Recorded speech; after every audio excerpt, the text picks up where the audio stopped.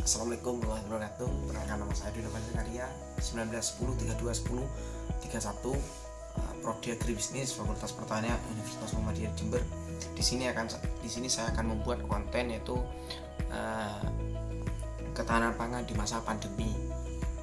Untuk memenuhi tugas dari Ibu Fevi Nurdiana Wijayanti SPMP, yaitu mata kuliah ketahanan pangan. Oke, di sini saya memulai dengan pendahuluan yaitu virus corona. Virus corona merupakan salah satu virus yang saat ini masih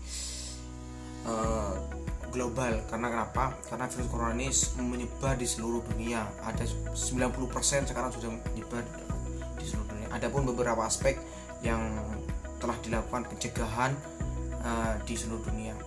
Oke, di sini saya akan membahas pangan.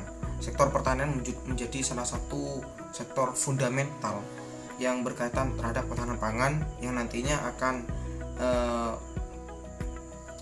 melihat seberapa jauh mana ketahanan pangan ini bisa ditangani oleh pemerintah. Dan juga ketahanan pangan ini sangat urgent sekali. Kalau dibilang urgent, karena kenapa? Karena ketahanan pangan ini untuk mengisi kebutuhan sehari-hari kita.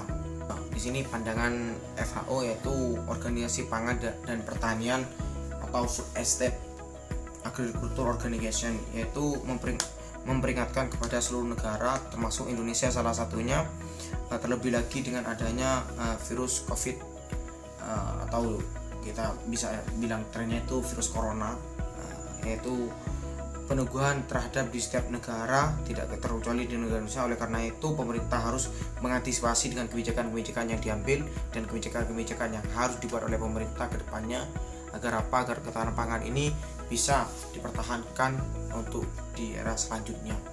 Masalah pangan adalah keadaan, kelebihan, kekurangan atau ketidakmampuan rumah tangga dalam memenuhi kebutuhan pangan. Kebijakan pemerintah Indonesia dalam upaya pemenuhan pangan nasional di masa pandemi, yaitu satu, perubahan pola rantai pasok pangan, yaitu perubahan pola rantai pasok pangan di Indonesia itu sendiri.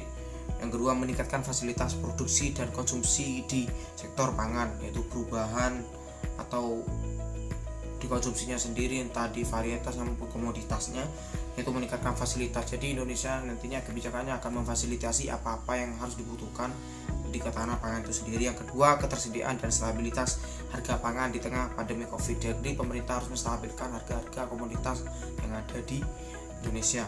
Yang keempat, optimasi distribusi pangan dan pentingnya protokol COVID. Jadi pengoptimalan distribusi dan juga pentingnya protokol COVID. Jadi di dalam pendistribusian juga kita tidak boleh meremehkan protokol COVID itu sendiri.